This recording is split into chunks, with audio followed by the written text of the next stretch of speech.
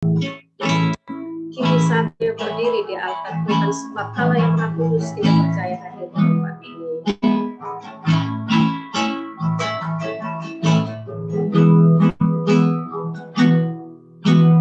Kini saatnya berdiri di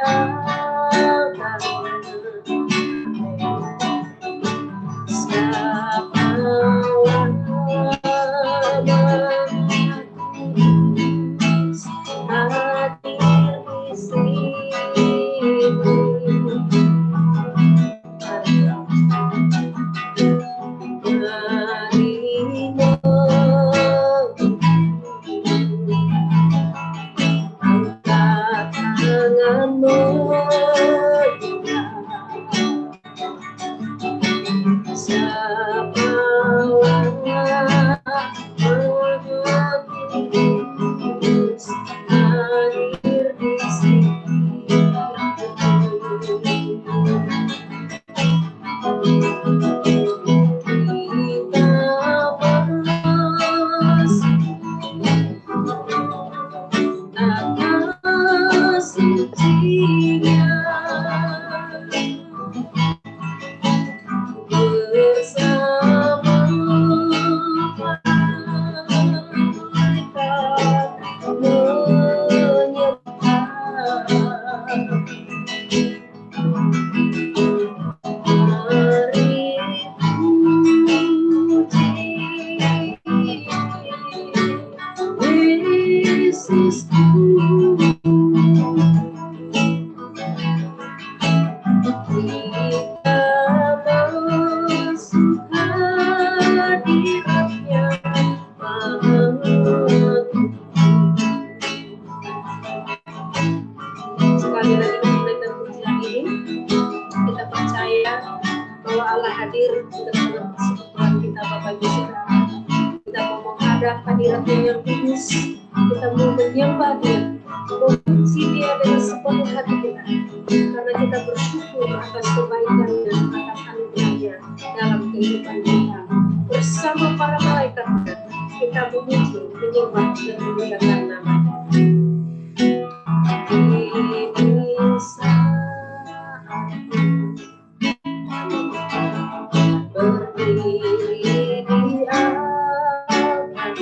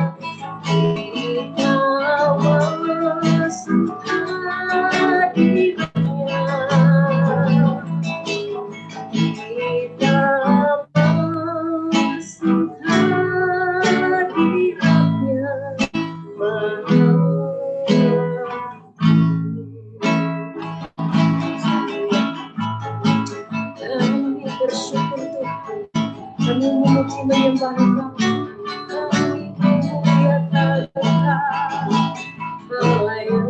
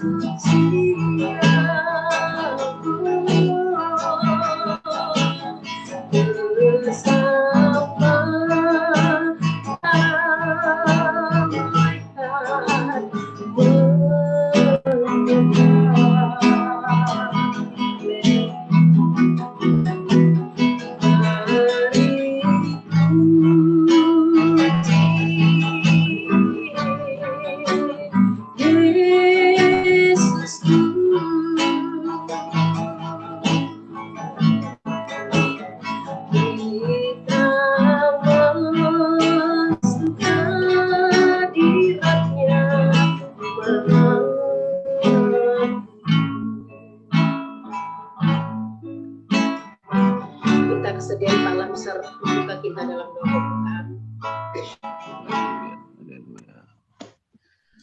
Kami sangat bersyukur dan berterima kasih kehadirat-Mu ya Bapa di surga buat pagi akhir yang indah ini Tuhan.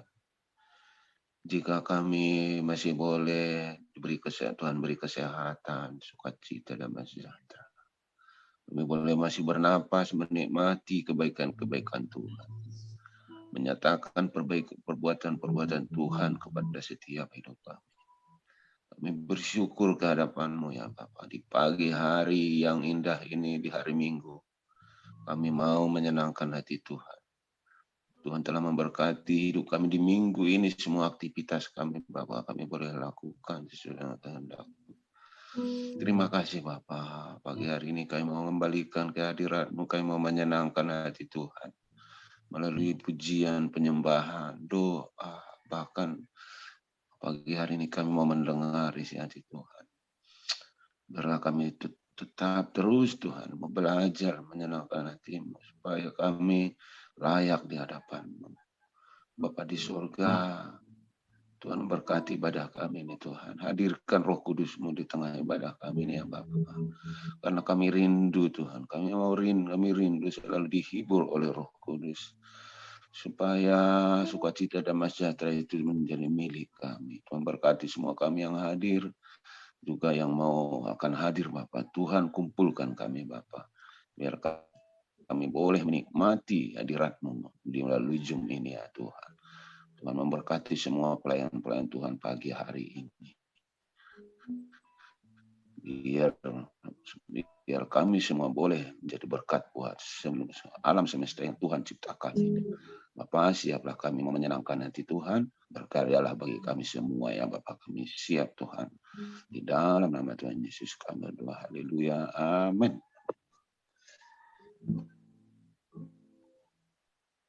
Baik, terima kasih. Salam besar.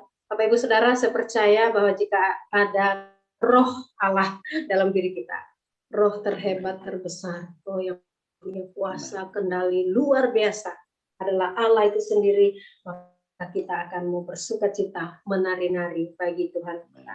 Sebab itu Bapak Ibu Saudara, mari kita menaikkan pujian Tuhan untuk Tuhan jika roh Allah ada. Kemudian kita medley dengan oh betapa indahnya.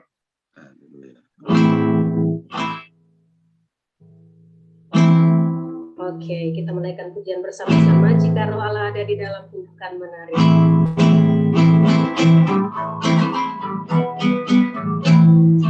Roh Allah ada di dalam bukan menari seperti menari. Amin. Roh Allah ada di dalam bukan menari seperti menari. Bukan menari, bukan menari seperti menari. Bukan menari, bukan menari, bukan menari seperti menari.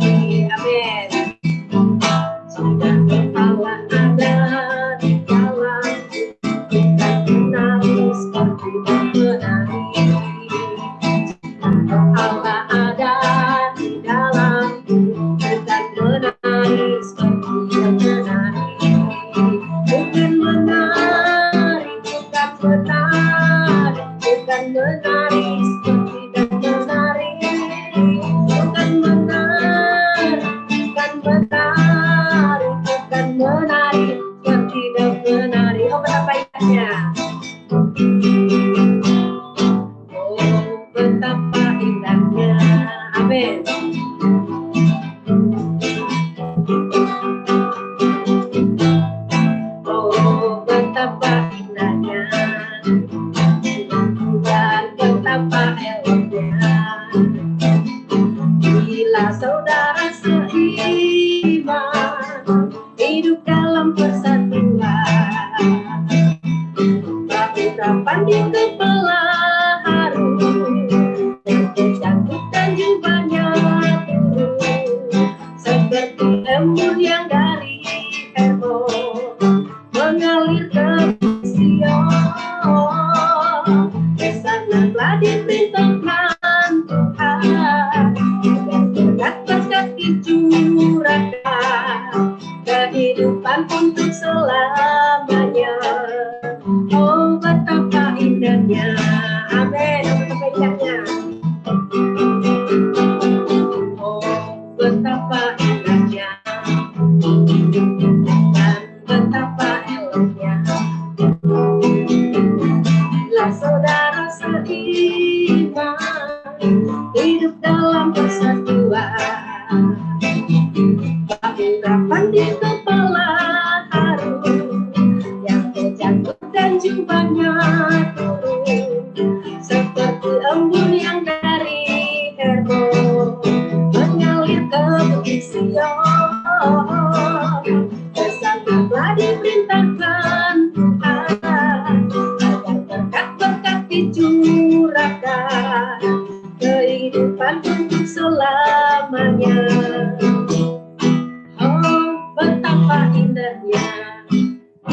Amin. Ada sukacita?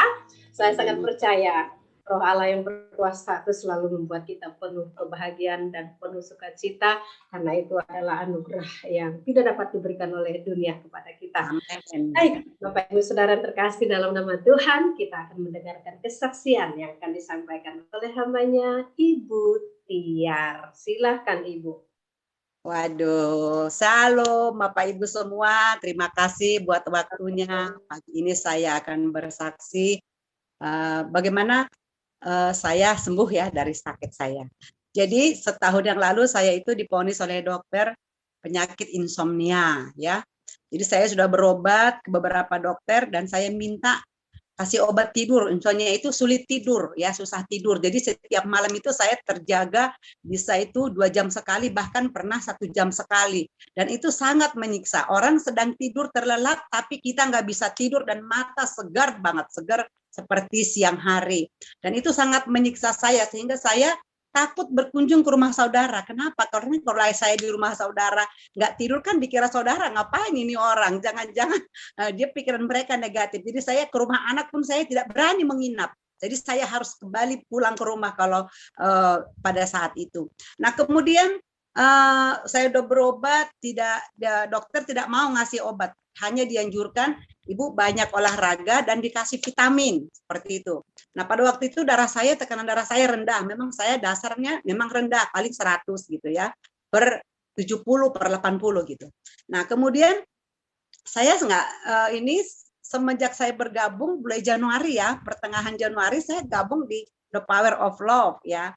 Ya memang sih saya selalu punya saat teduh, tapi pagi dan itu ya namanya karena anak-anak juga punya kesibukan, ada yang masuk pagi, ada yang ini. Jadi kami bersaat teduh itu hanya seminggu sekali bareng, yaitu setiap hari Sabtu pagi doang. Jadi itu kita keluarga bareng ya sama anak-anak. Nah kalau sehari-harinya kita punya saat teduh masing-masing. Nah saya juga bersaat teduh pagi-pagi. Nah tapi kalau saya bersaat teduhnya karena sendiri kan nggak lewat Zoom begini, ya kadang-kadang kita bangun pagi, cuci muka, sikat gigi, minum, langsung bersaat teduh, berdoa kan seperti itu Bapak Ibu ya, penyembahan gitu.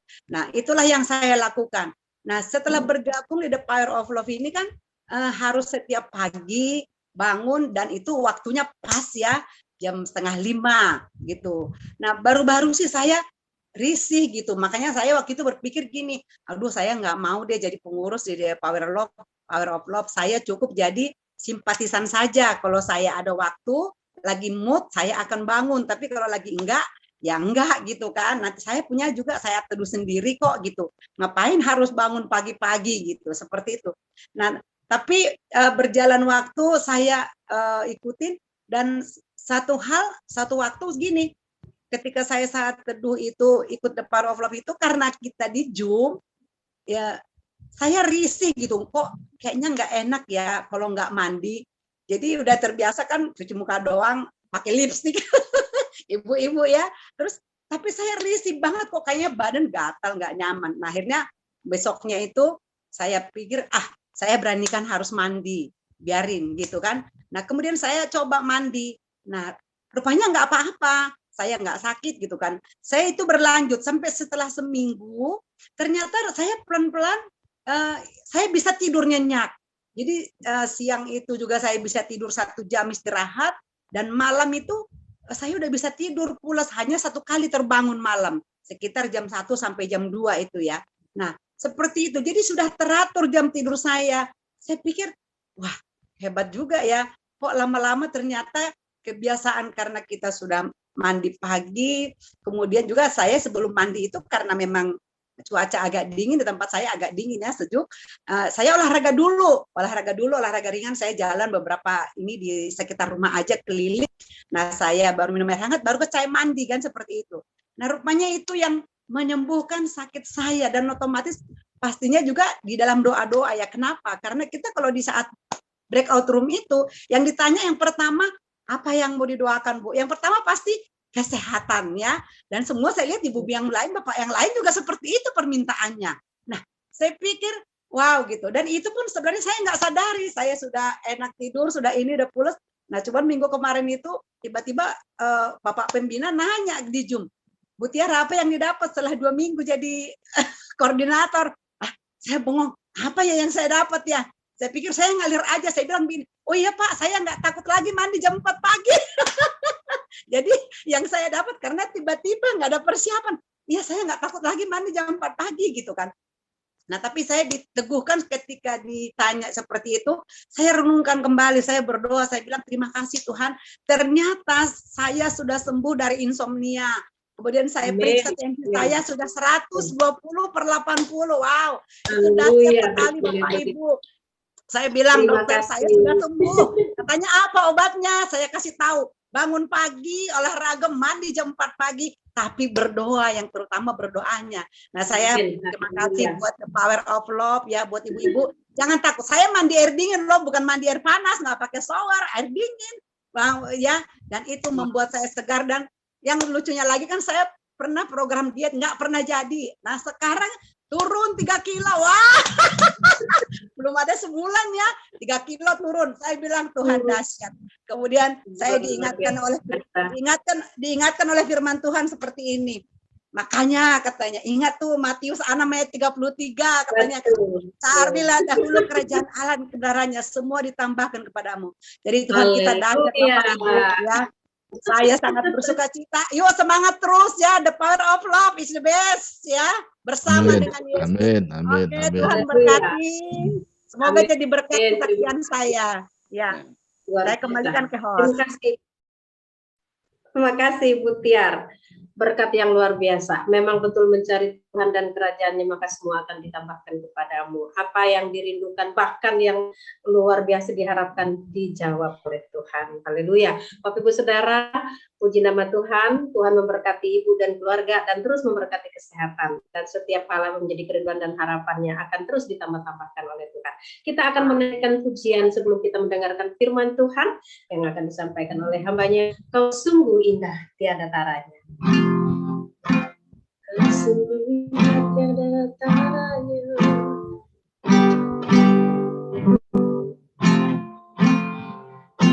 Kita akan menaikkan pujian ini bersama-sama Bapak Ibu Saudara.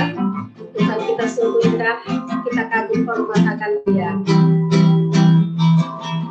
Kau sungguh indah tiada taranya. Sungguh menakjubkan,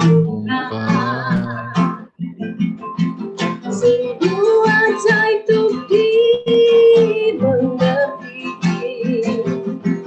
lebih dari sayang adalah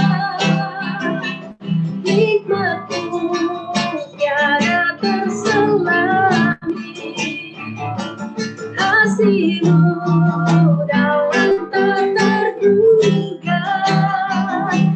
Kau sungguh indah tiada taranya, mulia dan perkasa. Amin. Ku kagum hormat akan Engkau, ku kagum hormat akan Engkau. Kau Allah yang layak dipuji, ku kagum akan Engkau. Sekali lagi ya, kau sungguh indah tiada taranya. Kau sungguh indah tiada taranya, sungguh menakjubkan, sungguh ajaib untuk dimengerti, lebih dari semua yang ada. Hikmat-Mu tiada terselami, kasih-Mu dalam tak terduga. Kau sungguh indah tiada taranya, mulia dan perkasa. Ku kagum hormat akan Engkau, ku kagum hormat akan Engkau. Kau Allah yang layak dipuji, ku kagum hormat Engkau, ku kagum hormat Engkau. Saya persilahkan kepada hambanya untuk menyampaikan firman Tuhan. Ya, kita berdoa. Terima kasih Tuhan atas segala cinta kasih-Mu. Kalau pada saat pagi ini kami boleh bersama-sama memuji nama-Mu, kami bersyukur Tuhan, Engkau sungguh baik dan kasih-Mu tidak pernah berubah sampai hari ini. Bahkan kuasa-Mu sungguh nyata bagi kami, terlebih kesaksian daripada saudara kami, Ibu Tiar. Tuhan sudah sembuhkan dia secara ajaib. Dan sebentar kami dengarkan firman-Mu.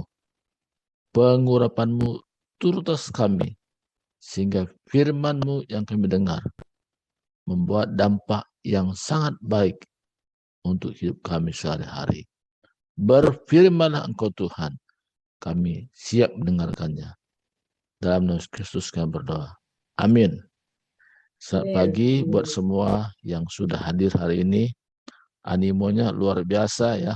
Ibadah perdana dari Malaysia datang ikut gabung. Bu Telma Norma, Herman Marbun ya. Ada beberapa yang saya belum kenal juga, Ibu Sherlyn Rumah Tondang, Leman Handoko, Albert Suharli, Princess Charles dari Malaysia juga ya, Endang dan Ibu Tiaria. Makasih buat kehadiran semua hari ini. Dan ini luar biasa ya. Ya, kita akan terus lanjutkan seperti ini. Mari kita lihat firman Tuhan yang akan kita belajar, di mana topik yang kita sampaikan yaitu iman melampaui segala pengetahuan. Ya, hari ini kita lihat dalam 1 Korintus pasal yang ke-1 ayat 25 sampai 28 ya. 78 ya. Saya bacakan ya.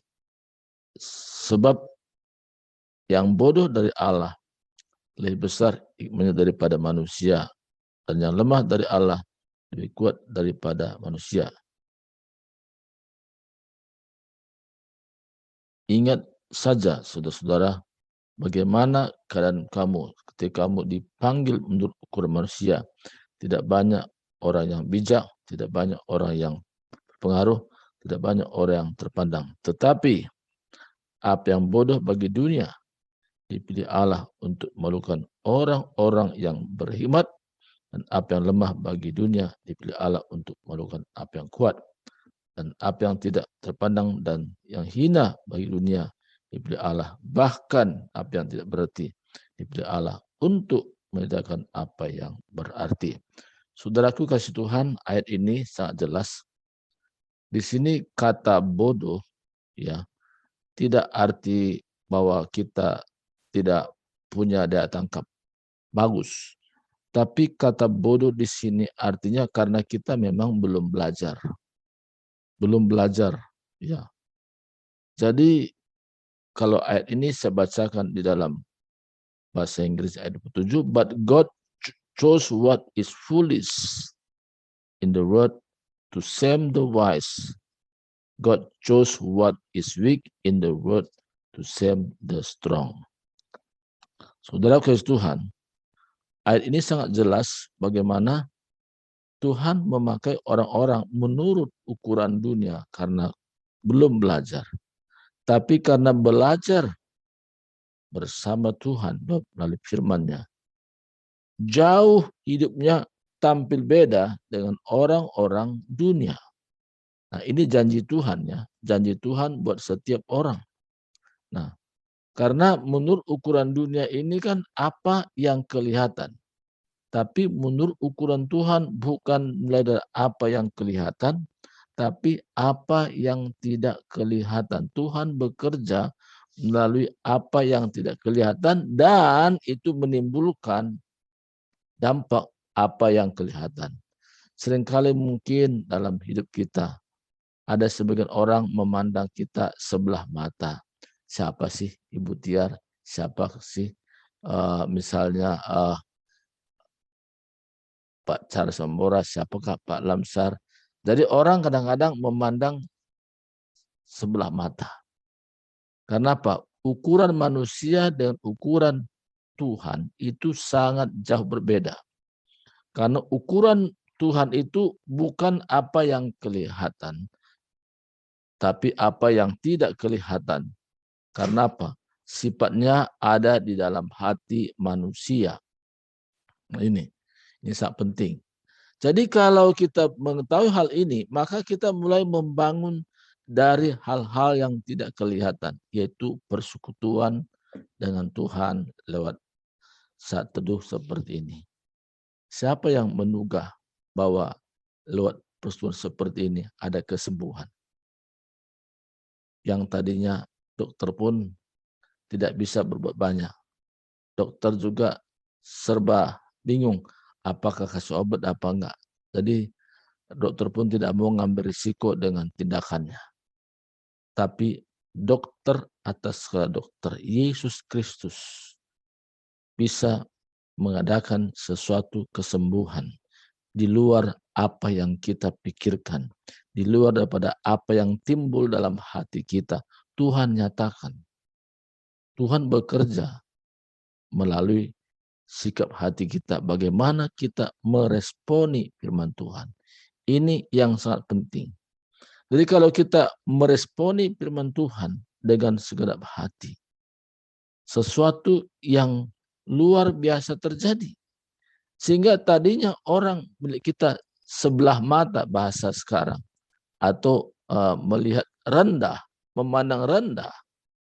Tapi ketika kita belajar bersama Tuhan, kita merenungkan firman-Nya, dan hidup kita diangkat oleh Tuhan. Bukan manusia yang mengangkat, tapi Tuhan sendiri yang mengangkat. Tuhan memberikan kemampuan-kemampuan yang luar biasa. Hikmat kita bukan berasal dari dunia, tapi hikmat berasal dari sorga. Sehingga apa yang kita sampaikan itu, yaitu mewakili dari Tuhan. Karena apa? Karena firman Tuhan itu sudah tinggal di dalam kita. Kalau sudah firman Tuhan tinggal dalam kita, maka hikmat kita melampaui hikmat dunia. Kalau hikmat dunia cenderung dari apa yang dipelajari. Tapi hikmat Tuhan mengalir dari surga. Dari surga mengalir ke bagian hidup kita, masuk alam roh kita, alam bawah sadar kita. Sehingga hidup kita dikuasai oleh hikmat Tuhan. Sehingga kita tahu saat kapan kita berbicara, saat kapan kita berdiam. Orang berdiam itu bukan tandanya bodoh. Orang berdiam itu tandanya berhikmat. Tapi saat kapan kita berbicara, saatnya kita mau menjelaskan kebenaran. Karena kita dalam hidup ini punya prinsip. Aku tidak mau kompromi dengan prinsip dunia. Tapi aku hidup menurut kehendak Tuhan. Apa kehendak Tuhan itu? Kehendak Tuhan yaitu sesuatu yang Tuhan mau melalui hidup kita. Karena Tuhan izinkan kita hidup dalam tahun 2022 ini. Ada kehendak Tuhan melalui kita. Lewat kehendak Tuhan ini, maka hidup saudara, hidup saya akan tampil beda. Karena apa yang dipikirkan kita, karena berasal dari Tuhan sendiri. Karena pikiran kita sudah dikuasai oleh firman. Ketika firman menguasai kita, disitulah kekuatan yang melimpah-limpah. Ketika firman menguasai kita, kita tidak lagi terkontaminasi dengan perkara-perkara dunia. Kita tidak mudah lemah, tapi kita kuat karena kekuatan yang kita andalkan. Benar-benar kita alami dari Tuhan sendiri. Bukan teori, tapi pengalaman hidup kita. Sehingga waktu kita menyampaikan sesuatu kepada orang, bukan pengetahuan, tapi sesuatu yang kita dapatkan dari Tuhan. Pengalaman hidup kita ceritakan kepada orang. Bagaimana indahnya hidup bersama Tuhan. Saya sendiri mengalami, saudara, sebelum masa pandemik, ya, ada sebagian orang melihat siapa sih Pak Surbakti. Dia pun, saya tahu bagaimana dia melayani. Dari orang kadang-kadang merendahkan. Tapi Tuhan yang kita sembah. Justru orang yang dianggap lemah secara manusia. Orang yang dianggap tidak berarti secara manusia. Tetapi karena kesungguhan kita dengan Tuhan. Karena kita mau melekat dengan Tuhan. Karena kita mau belajar dengan Tuhan. Karena kita tahu Tuhan itu sumber segala pengetahuan. Sumber segala hikmat. Sehingga hal yang sekalipun bagi Tuhan tidak ada yang sulit. Dan bersama Tuhan kita mampu mengerjakan perkara-perkara yang luar biasa. Maka saya sering katakan kepada beberapa orang. Jangan pernah ada perkataan kita seolah-olah perkataan kita sendiri merendahkan diri sendiri. Karena kita ini sudah menjadi hamba Tuhan. Hamba Tuhan di sini bukan karena diangkat organisasi. Hamba Tuhan artinya karena penyerahan hidup kita kepada Tuhan, dan kita rindu dipakai Tuhan, kita rindu menjadi pelaku-pelaku firman Tuhan. Kerinduan kita ini walaupun kita tidak ungkapkan kepada orang lain, tapi hanya berbicara kepada Tuhan. Tuhan, inilah rinduku Tuhan. Kita ungkapkan kepada Tuhan dari dasar hati kita. Mungkin dari mulut kita nggak terucap, tapi hati kita berbicara kepada Tuhan, dan Tuhan dengar. Jadi Tuhan mendengar bukan karena ungkapan mulut kita, tapi hati kita berbicara. Tuhan dengar. Itulah Tuhan yang kita sembah. Dia maha mendengar dan tidak perlu pakai loudspeaker besar-besar, enggak. Dia tahu bagaimana jeritan hati kita. Dan hari ini Tuhan nyatakan kepada kita.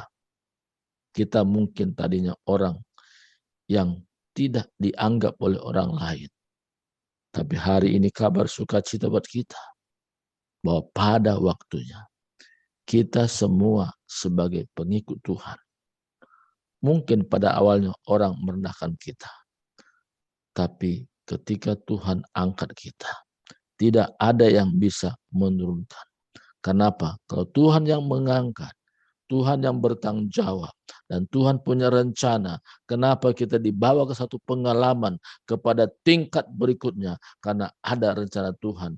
Pertama, bahwa Tuhan mau nyatakan bahwa dia berkuasa hari ini. Dan Tuhan mau nyatakan bahwa ada kesaksian-kesaksian hidup yang kita bisa ceritakan. Menyatakan bahwa Tuhan itu berkuasa. Tuhan itu penuh kasih.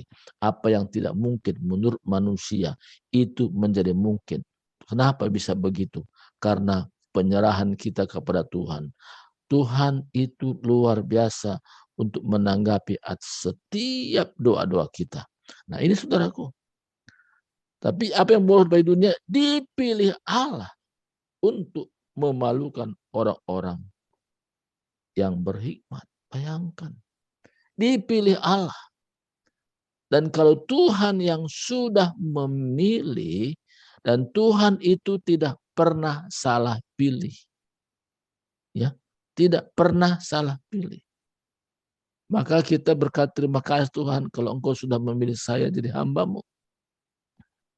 Kalau Tuhan sudah memilih, ada rencana yang indah. Maka kita belajar, Tuhan apa rencana-Mu kalau Engkau sudah memilih saya. Maka kita berdoa bukan untuk kebutuhan dasar hidup.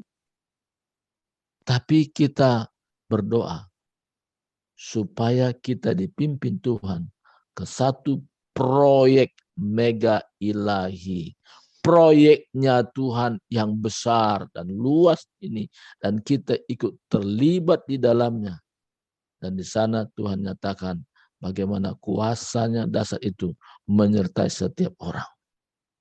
Dan apa yang lemah bagi dunia dipilih Allah untuk melakukan apa yang kuat. Bayangkan, kata lemah di sini bukan secara fisik. Lemah di sini mungkin kebanyakan dari hal daya tangkap tidak seperti orang lain. Tapi Tuhan akan menyatakan lagi bahwa lewat kita belajar sama Tuhan, kita menjadi orang-orang yang brilian, cemerlang.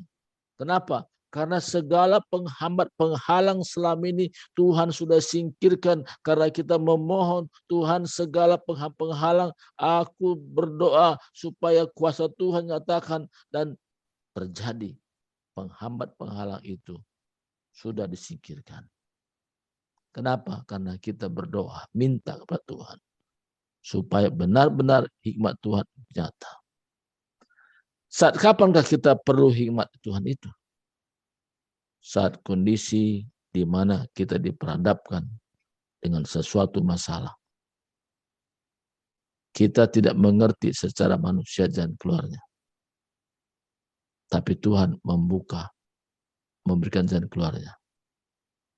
Karena Tuhan sudah memberikan jalan keluarnya, kita bisa lewati semua. Sebagai contoh apa yang terjadi di dalam zaman Yesus masih hidup di dalam dunia secara manusia.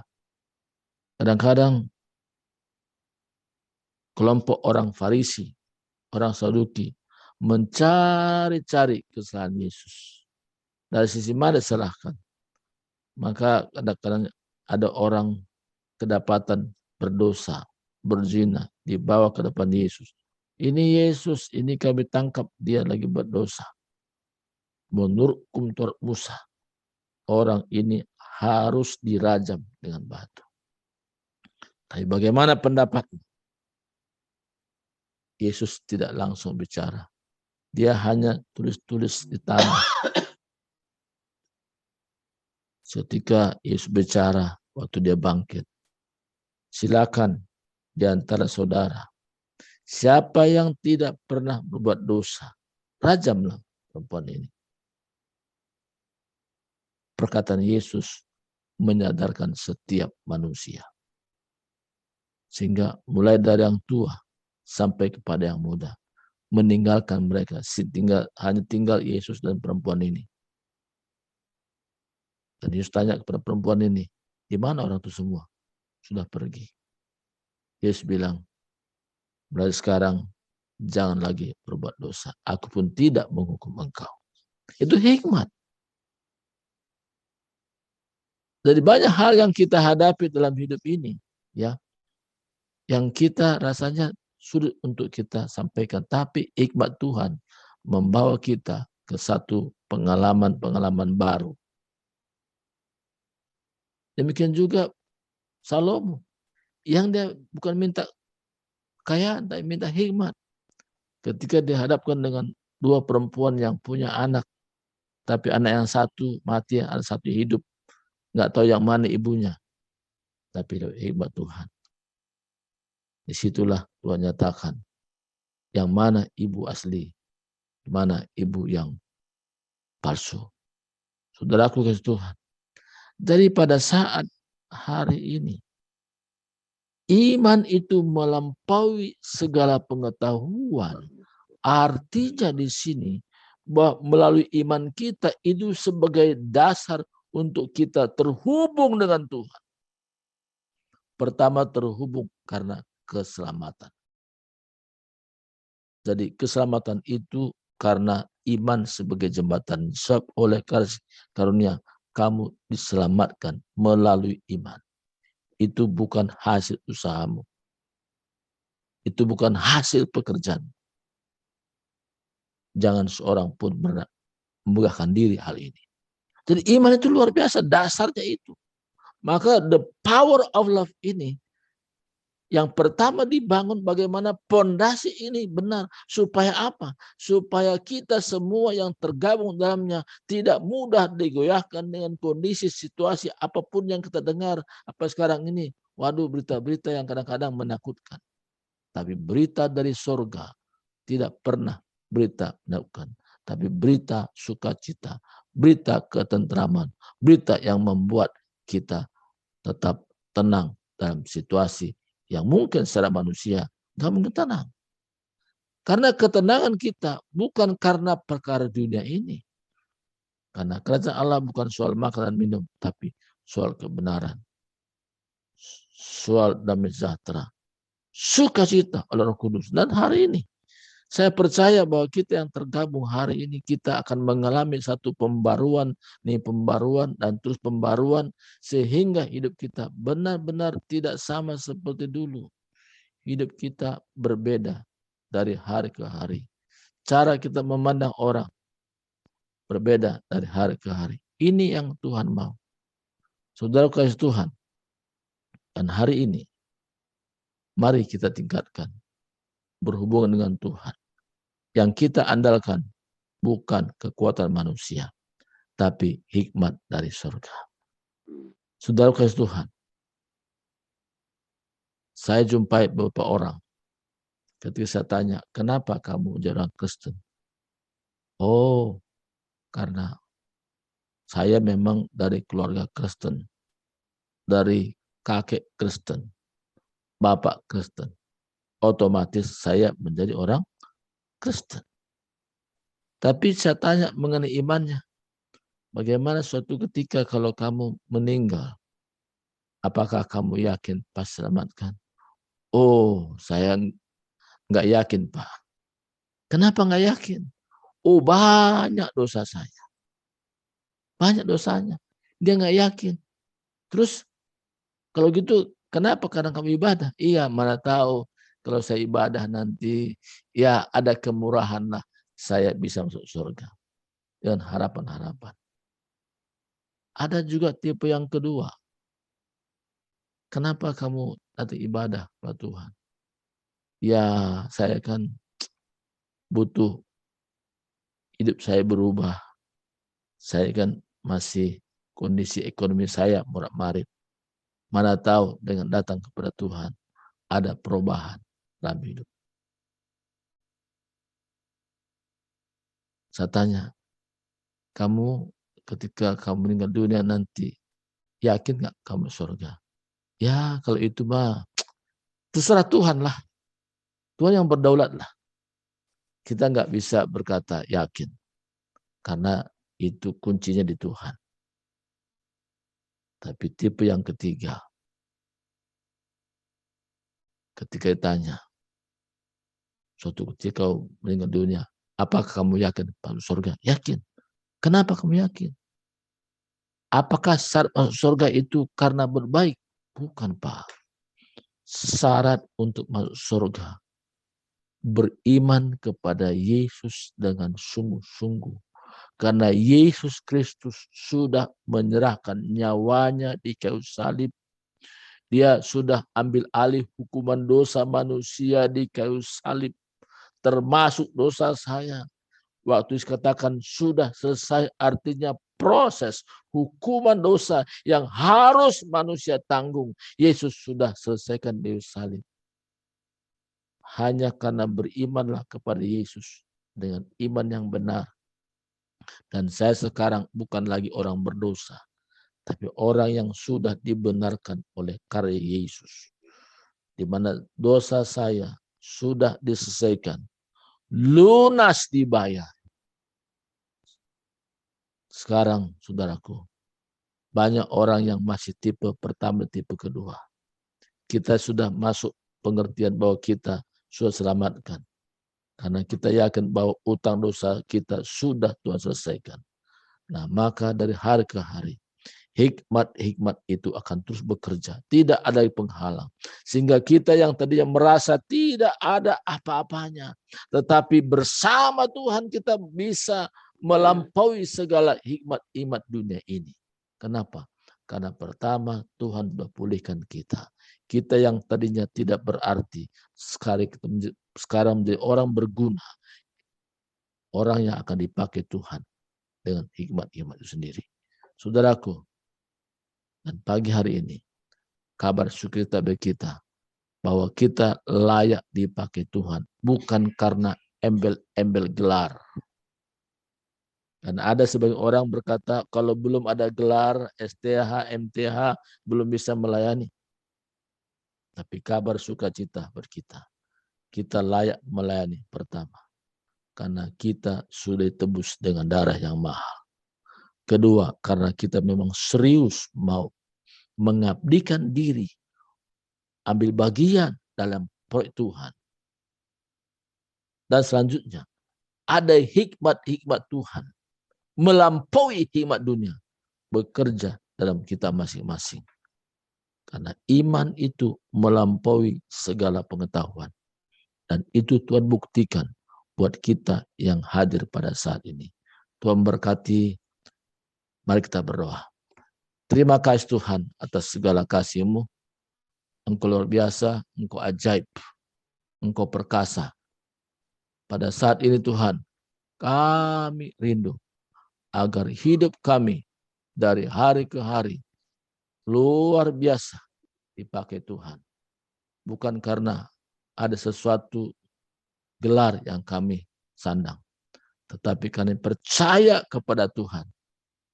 Tuhan mengerjakan sesuatu apa yang tidak mungkin bagi manusia, tapi mungkin bagi setiap orang yang percaya kepadamu dengan segenap hati. Terima kasih Tuhan. Di dalam Yesus Kristus kami sudah berdoa. Haleluya. Amin. Saudaraku, hari ini kita perlu belajar juga apa yang kita dapatkan hari ini dalam breakout room mungkin ya. Kita bisa cerita apa kerinduan kita, baru kita berdoa ya. Jadi pertama, apa yang kita dapatkan berdasarkan firman Tuhan tadi yang kita dengar. Dan itu kita bisa ceritakan ulang.